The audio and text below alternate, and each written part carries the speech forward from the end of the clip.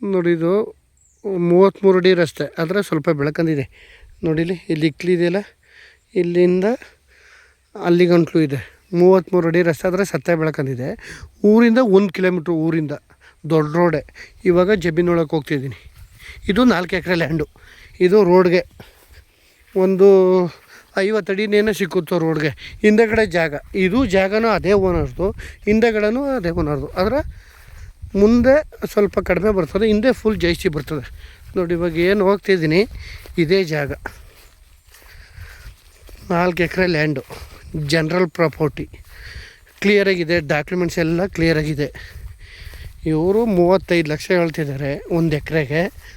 Negotiable ಆಗುತ್ತೆ, ಒಂಚೂರು ಹೆಚ್ಚು ಕಮ್ಮಿ ಆಗುತ್ತೆ. ಜಾಗ ಚೆನ್ನಾಗಿದೆ. ಈಗ ಏನು ಹೋಯ್ತಿದ್ದೀನಿ, ಇದು ಅವ್ರ ಜಾಗನೇ. ಹಿಂದಗಡೆಗೆ ಫುಲ್ ಜಾಗ. ಕಡಿಮೆ ಬಡ್ಜೆಟಲ್ಲಿ ಕೇಳೋರಿಗೆ ಜಾಗ ಚೆನ್ನಾಗಿದೆ. ಫಾರ್ಮ್ ಹೌಸ್ ಮಾಡ್ಕೋರಿಗೆ ಏನು ಬೇಕಾದ್ರೂ ಮಾಡ್ಕೋಬೋದು. ಬೆಂಗಳೂರಿಂದ ಈ ಜಾಗಕ್ಕೆ ಒಂದು 125 ಕಿಲೋಮೀಟ್ರ್ ಆಯ್ತಾ. ಮೈಸೂರಿಂದ ಒಂದು 30 ಕಿಲೋಮೀಟ್ರು.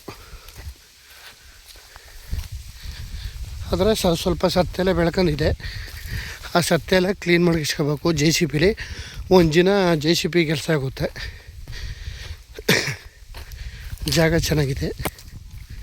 ಕಡಿಮೆ ಬಡ್ಜೆಟಲ್ಲಿ ಕೇಳೋರಿಗೆ ಜಾಗ ಚೆನ್ನಾಗಿದೆ. 4 ಎಕರೆ ಕರೆಕ್ಟಾಗಿದೆ.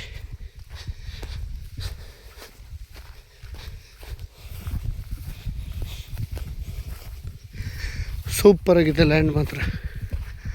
ನೋಡಿ ಇಲ್ಲಿ ಏನು ಕಾಣ್ತಿದೆ, ಅಲ್ಲಿ ಗಂಟ ನೀಲಗಿರಿ ಗಂಟ 4 ಎಕರೆ ಜಾಗ. ಒಳ್ಳೆ ಬಾಗ್ ಸ್ಟೆಪ್ಪಲ್ಲಿದೆ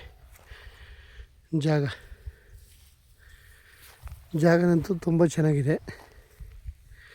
4 ಎಕರೆ.